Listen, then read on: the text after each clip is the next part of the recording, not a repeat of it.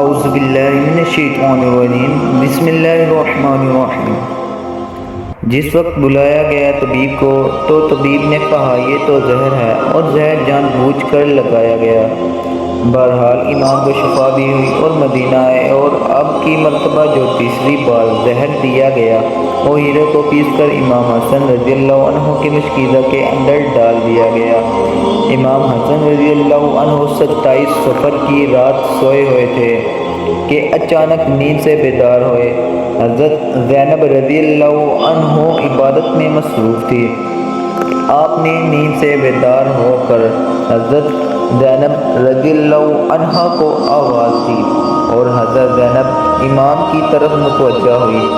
حضرت حسن رضی اللہ عنہ فرمانے لگے کہ میں نے خواب میں نانا جان اور امی جان اور ابا جان کو دیکھا ہے کہ وہ مجھے جنت کی سیر کرواتے ہیں۔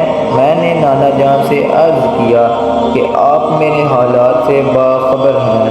مجھے تماچے لگائے گئے، میرے پیروں تلے سے مسئلہ کھینچا گیا، کتنا ستایا گیا۔ میرے سامنے اس وقت مدینے میں میرے والدین کو گالی دی جاتی ہے۔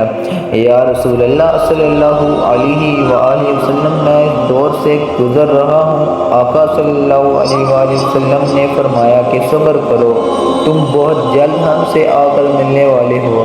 امام حسن رضی اللہ عنہ نے ایک اور خواب دیکھا کہ آپ کی پیشانی پر قل هو اللہ شریف لکھی ہوئی ہے۔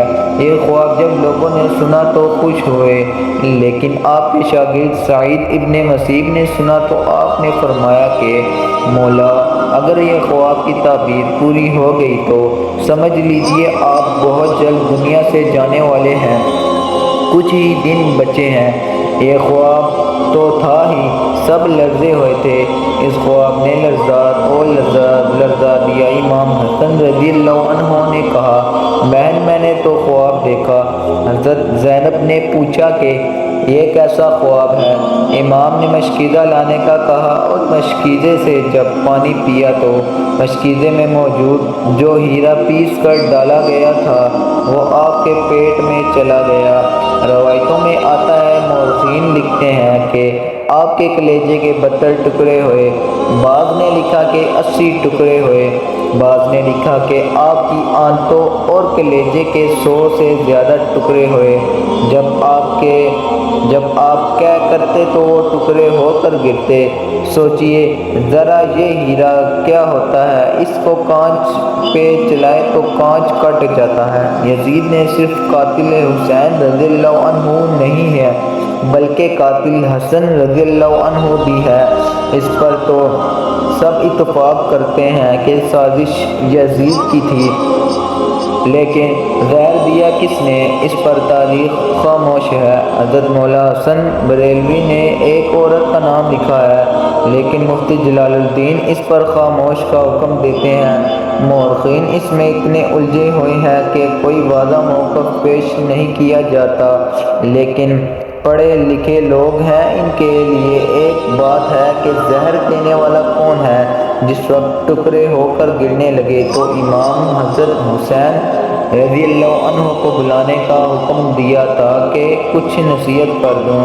حضرت حسین رضی اللہ عنہ نے آئے اور حالت دیکھ کر گلے مل کر خوب روئے۔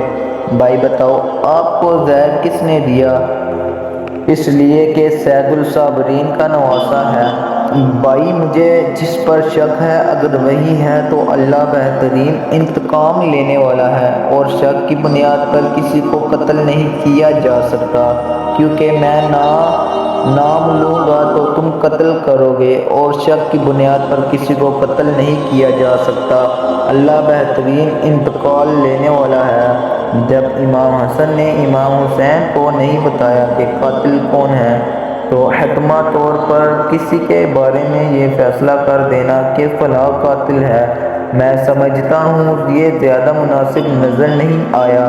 بہرحال جب صبح ہوئی اور لوگ جمع ہونے لگے تو اس وقت امام حسن نے کہا حسین، میرا چہرہ کیسا نظر آ رہا ہے؟ امام حسین رضی اللہ عنہ روتے ہوئے فرمایا آپ کا چہرہ ہرا ہو گیا۔ مسکرا کر کہا اس تکلیف میں مسکرایا ہے۔ حسن جس تکلیف میں لوگ ساری خوشیاں لوگوں کی چھن جاتی ہیں۔ حسن مجتبیٰ نے جب سنا کہ میرا چہرہ ہرا ہو گیا ہے تو فرمایا، حسین یاد ہے نانا کی حدیث معراج مکمل ہو گئی ہے؟ لوگوں نے پوچھا کہ حدیث معراج کیا ہے؟ فرمایا کہ جب میرے حضور معراج پر گئے تھے اور ہماری پیدائش بھی نہیں ہوئی تھی تو نانا معراج پر جنت کی سیر کر رہے تھے تو جنت میں 2 محل دیکھے، ایک ہرا تھا اور ایک لال تھا۔ اس وقت رضوان نے جنت نے کہا کہ یا رسول اللہ صلی اللہ علیہ وآلہ وسلم جاتے جاتے اپنے شہزادوں کے محل بھی دیکھ جائے جس سے پوری جنت کا حسن دوبالا ہوتا ہے۔ حضور صلی اللہ علیہ وآلہ وسلم نے فرمایا کہ یہ ہر عکس کا ہے اور لال کسی کا ہے؟ کہا کہ لال تو حسین رضی اللہ عنہ کا ہے اور حسن رضی اللہ عنہ کا ہے۔ میرے حضور صلی اللہ علیہ وآلہ وسلم نے پوچھا کہ رضوان یہ تو بتاؤ کہ حسن کا ہرا کیوں ہے اور حسین کا لال کیوں ہے؟ تو رضوان کی گردن جھک گئی اور آنکھوں میں آنسو آ گئے۔ اہل بیت کی محبت میں رضوان جنت بھی روتا ہے، جبھی کہ جنت میں کوئی رو نہیں سکتا۔ جنت وہ ہے جہاں رویا نہیں جاتا، لیکن شہادت حسین ہے، اسے جب جب بھی یاد کیا جاتا ہے تو رضوان جنت بھی روتا ہوا نظر آتا ہے۔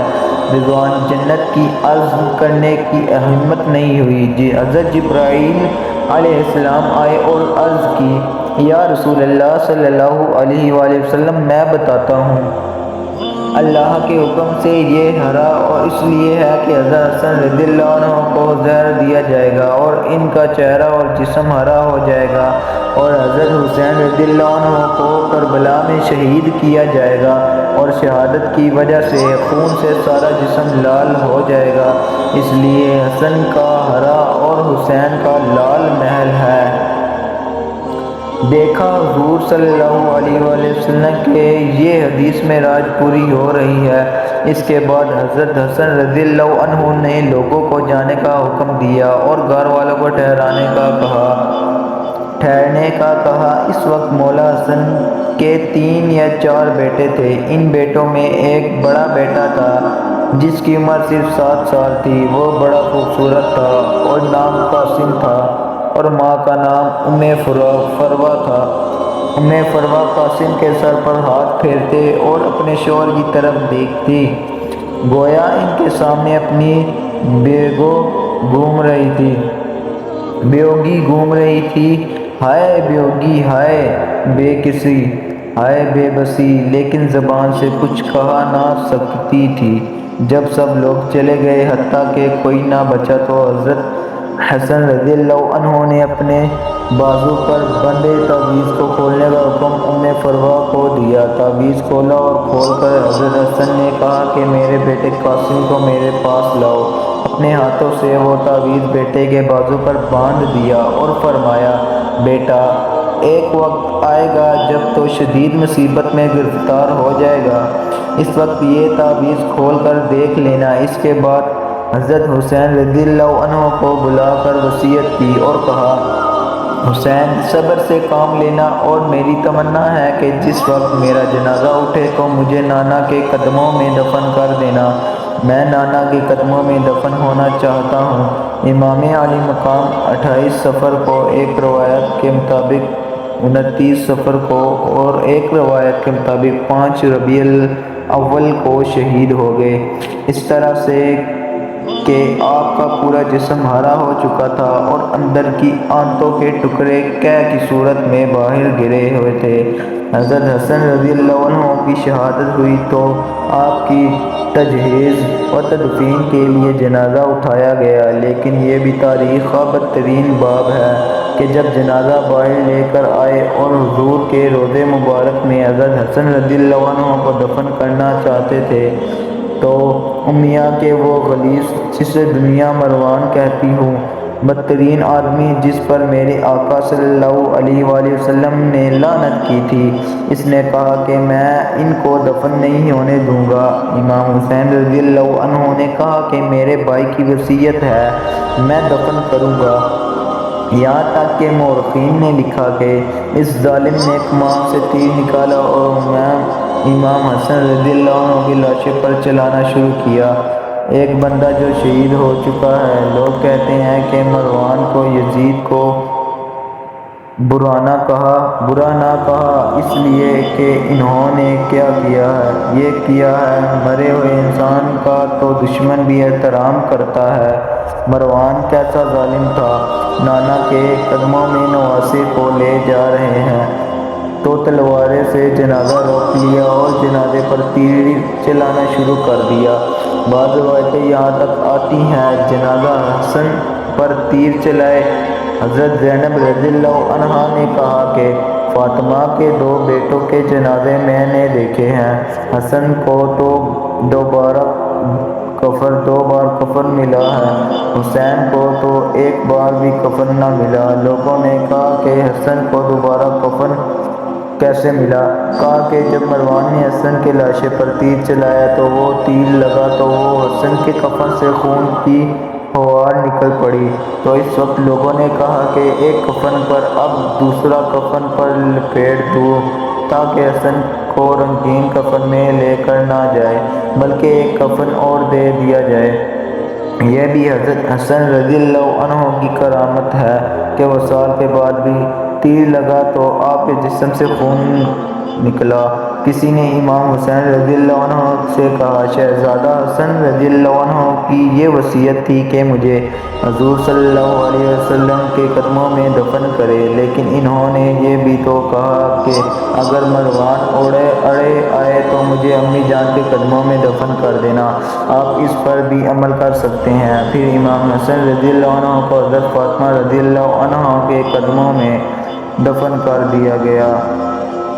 دوستو، اگر آپ کو ہماری ویڈیو اچھی لگی ہو تو ہمارے چینل کی ویڈیو کو لائک کیجیے اور دوستو کمنٹ پہ اپنی رائے کا اظہار کر دیجیے گا اور چینل کو سبسکرائب کر دیجیے گا تاکہ نئی معلومات آپ کو پہنچے۔ اللہ حافظ۔